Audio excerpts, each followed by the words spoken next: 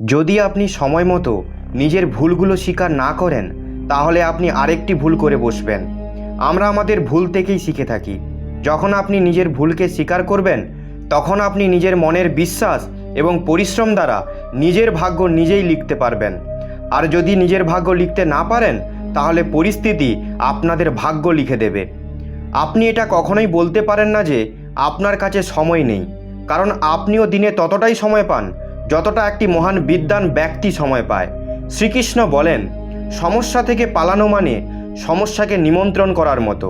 জীবনের নানা সময়ে সমস্যার সম্মুখীন করতেই হয়, এবং এটাই জীবনের অটল সত্য। একটি শান্ত সমুদ্রে নাবিক ভালো জাহাজ চালানো শিখতে পারবে না, তেমনি যদি আমরা আমাদের সমস্যা থেকে পালাতে থাকি, তাহলে আমরা ভালোভাবে জীবন কাটাতে পারবো না। বিশ্বাস এমন একটা শক্তি যা ধ্বংস হওয়া পৃথিবীতেও উজ্জ্বল আলো এনে দিতে পারে। বিশ্বাস পাথরকে ভগবান বানাতে পারে, আর অবিশ্বাস ভগবানের তৈরি মানুষের মনকেও পাথরে তৈরি করে দিতে পারে। জীবনে কাঠিন্য আমাদের জীবন নষ্ট করতে আসে না, বরং আমাদের মধ্যে থাকা সামর্থ্য এবং শক্তিকে বাইরে আনতে সাহায্য করে। কাঠিন্যকে এটা জানতে দিন যে আপনি তার থেকেও বেশি মজবুত ও বেশি কঠিন। কোনো ডিগ্রি না থাকা আসলে উপকারী। যদি আপনি ইঞ্জিনিয়ার বা ডাক্তারের ডিগ্রি পান, তাহলে আপনি একটিই কাজ করতে পারেন, আর যদি আপনার কাছে ডিগ্রি না থাকে, তাহলে আপনি সব কিছুই করতে পারবেন। বৃষ্টির সময় সমস্ত পাখি আশ্রয় খোঁজে, কিন্তু বাজ মেঘের ওপরে ওড়ে, বৃষ্টির পরোয়া করে না। ব্রহ্মাণ্ডের সমস্ত শক্তি আমাদেরই।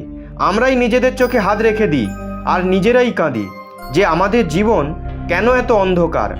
যদি আপনি কিছু কথা এবং পরিস্থিতির ফলে চিন্তিত হয়ে যান যা আপনার নিয়ন্ত্রণে নেই, তো তার পরিণাম হলো আপনার সময়ের অপচয় এবং ভবিষ্যৎ নষ্ট। শ্রীকৃষ্ণ বলেন, যে একবার অপমান সহ্য করে নেয় সে মানুষ, যে দুবার অপমান সহ্য করে নেয় সে মহাত্মা, যে তিনবার অপমান সহ্য করে নেয় সে ব্যক্তি মূর্খের দলে পড়ে। ভক্তগণ, অনেকে বলে যে লোক আমাদের বারবার অপমান করে, কিছু না বললেও লোক আমাদের অপমান করে।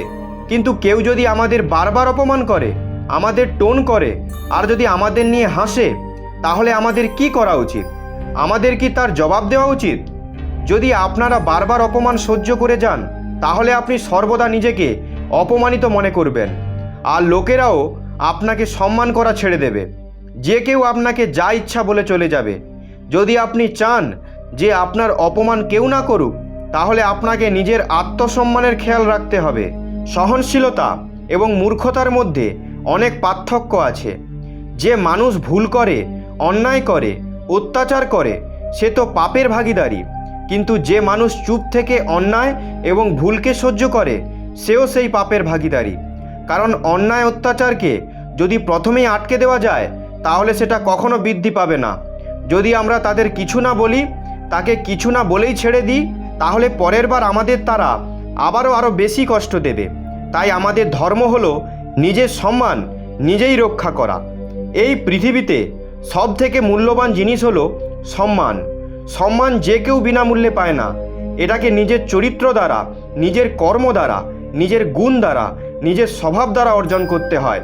যদি আপনার সম্মান এবং আত্মসম্মানে আঘাত লাগে, তাহলে আপনাকে তার রক্ষা করতে হবে। যদি আপনি চান কেউ আপনার অপমান না করুক, আপনার সম্মানে এবং আত্মসম্মানে কেউ আঘাত না করুক, তাহলে এই তিনটি কথা সর্বদা মনে রাখবেন। প্রথম কথা, অনেকে বলে যে আমাকে যে কেউ যা ইচ্ছে বলে যায়, আমি তো চুপ থেকে সব শুনে নিই, আমি কি করব, কিভাবে উত্তর দেব? আপনাদের এই স্বভাবকে পরিবর্তন করতে হবে।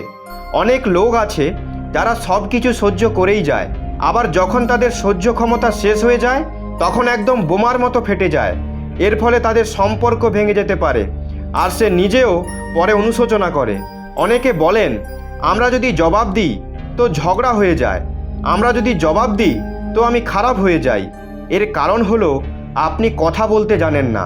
কারোর কথার ওপর জবাব দেওয়া মানে এই নয় যে আপনি তার সাথে ঝগড়া করছেন নাকি রাগ দেখাচ্ছেন। যদি কেউ আপনাকে এমন কথা বলে যা অনুচিত, তাকে শান্ত থেকে জবাব দেওয়া উচিত। কারোর কথার ওপর জবাব দিলে তার ঝগড়া করা হয় না, ক্রোধ করা হয় না। আপনাকে শিখতে হবে যে ক্রোধিত না হয়ে লোকের কথায় কিভাবে জবাব দেওয়া যায়। অনেকে বলেন যদি আমি জবাব দিই তাহলে ঝগড়া হয়ে যায়। অনেকে বলেন যদি আমি জবাব দিই তো সামনের লোক আরেকটা জবাব দেয়, যার ফলে আমরা একদম চুপ হয়ে যাই। আমরা কি করব? আমরা কথা বলতেই পারি না। কিন্তু যতক্ষণ না আপনি কথা বলবেন ততক্ষণ আপনি কথা বলতে শিখবেন না। এমন চলতে থাকলে তাহলে যে কেউ আপনাকে চুপ করিয়ে চলে যাবে। যত কথা বলবেন ততই লোকের প্রশ্নের ভালো জবাব দিতে শিখবেন। যদি আপনি কথাই না বলেন, আপনি যদি জবাব না দেন, তাহলে আপনার বুদ্ধি, আপনার কথার বিকাশ কিভাবে ঘটবে? একটি ব্যক্তি সাঁতার কাটতে গেলে যখন সে ব্যক্তি প্রথম দিন সাঁতার কাটার জন্য যায়, সে তো সাঁতারই জানতো না, তাই সে ডুবে যাচ্ছিল। তার বন্ধু পাশেই দাঁড়িয়েছিল। সেই ব্যক্তি যে ডুবে যাচ্ছে সে তার হাত পা চালাতে লাগলো, কিন্তু সে ডুবতেই থাকলো। তখন তার বন্ধু দেখলো এ হয়তো ডুবেই যাবে, তখন তাকে বাঁচিয়ে আনলো। সে জল থেকে এতটাই ভয় পেয়ে গেল, সে ভাবলো আমি জলে তখনই নামবো যখন আমি সাঁতার শিখে যাব। আচ্ছা, এটা কি কখনো সম্ভব? কোনো ব্যক্তি কি জলে না নেমেই সাঁতার কাটা শিখতে পারে? ঠিক এভাবেই আপনি যদি কোনো ব্যক্তির প্রশ্নের উত্তর না দেন, জবাব না দেন, তাহলে কিভাবে কথা বলতে শিখবেন? আপনি যদি এভাবেই চুপ থেকে সব সহ্য করে যান, তাহলে কিভাবে কথা বলতে পারবেন? সর্বদা মনে রাখবেন, আপনি যদি সবার কথায় এভাবেই চুপ করে সহ্য করে যান, তাহলে আপনি সারা জীবন অপমানিত হতে থাকবেন। শান্ত মনে, না রেগে গিয়ে লোকের প্রশ্নের জবাব দিতে শিখুন। এটাই তো একটা ভালো গুণ। কিন্তু অধিকাংশ লোক জবাব দিতে পারে না, খালি রাগ দেখায়, ঝগড়া করতে পারে। আপনাকে এটাই অভ্যাস করতে হবে যে না রেগে গিয়ে শান্ত মনে লোকেদের প্রশ্নের জবাব দিতে হবে। চুপ করে কিছু সহ্য করার দরকার নেই। এটা মনে রাখবেন, যতক্ষণ না আপনি নিজের সম্মান রাখার জন্য যে চেষ্টা করবেন, ততক্ষণ আপনার রক্ষা করার জন্য কেউ আসবে না। যেদিন আপনি আপনার মধ্যে সাহস অনুভূত করতে পারবেন, শক্তি জাগিয়ে তুলতে পারবেন, সেদিন আপনাকে পৃথিবীর কেউ হারাতে পারবে না। আর আপনি সমস্ত অন্যায়ের প্রতিবাদ করতে শিখে যাবেন। দ্বিতীয় কথা, আপনি নিজেকে সবসময় উন্নত করতে থাকুন, নিজের জ্ঞানকে বাড়াতে থাকুন। প্রতিদিন নিজেকে জিজ্ঞাসা করুন যে আপনি জীবনে কি শিখেছেন, কি প্রাপ্ত করেছেন। জ্ঞান শুধু বই থেকে পাওয়া যায় না। হ্যাঁ, কিন্তু বই পড়েও হয়।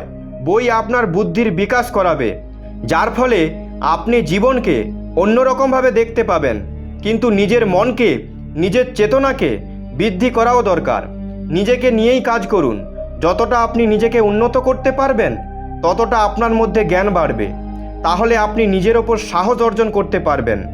আর যত আপনি নিজের ওপর সাহস পাবেন, ততটাই আপনি নিজের ওপর হওয়া অত্যাচার চুপ করে সহ্য করতে পারবেন না। তখন আপনি নিজের সম্মানের রক্ষা নিজেই করতে পারবেন। তৃতীয় কথা, আপনি মূর্খ লোকেদের থেকে, বাজে সঙ্গ থেকে সবসময় দূরে থাকুন। কারণ এমন লোক কখনো কাউকে খুশি দেখতে পারে না। এমন লোক অন্যদের খুশি দেখে ঈর্ষা করে। এমন লোক সর্বদা অন্যকে অপমানিত করতে, নিচে নামাতে ভালোবাসে। তারা ভাবে কিভাবে একে অপমানিত করব, কিভাবে একে নিচে নামাবো, কিভাবে একে নিয়ে হাসাহাসি করব, কিভাবে একে টোন করব। এই সব লোকেদের এই মনোভাবনাই থাকে। এই সব লোকেরা কখনোই বদলায় না। এমন লোকেদের থেকে সব সময় দূরে থাকুন। যদি আপনি জীবনে এই তিনটি কথা মনে রেখে জীবনে প্রয়োগ করেন, তাহলে কোনো ব্যক্তি আপনাকে আর অপমানিত করতে পারবে না। তাই আপনার সম্মান এবং আপনার আত্মসম্মান রক্ষা আপনাকে নিজেকেই করতে হবে। ভক্তগণ, এই ভিডিওটি এখানেই শেষ হলো। এই ভিডিওটি বলার সময় যদি কোনো ভুল হয়ে থাকে, তাহলে আমি ক্ষমা প্রার্থী। ভিডিওটি যদি আপনাদের ভালো লেগে থাকে, তাহলে অবশ্যই একটি লাইক করুন। আপনি যদি ভগবান শ্রীকৃষ্ণের ভক্ত হন, তবে অবশ্যই কমেন্টে জয় শ্রীকৃষ্ণ এবং রাধে রাধে লিখুন এবং সাবস্ক্রাইব করে আমার পাশে থাকুন। দেখা হচ্ছে পরবর্তী ভিডিওতে। নিজের খেয়াল রাখুন। ধন্যবাদ। জয় শ্রীকৃষ্ণ। রাধে রাধে।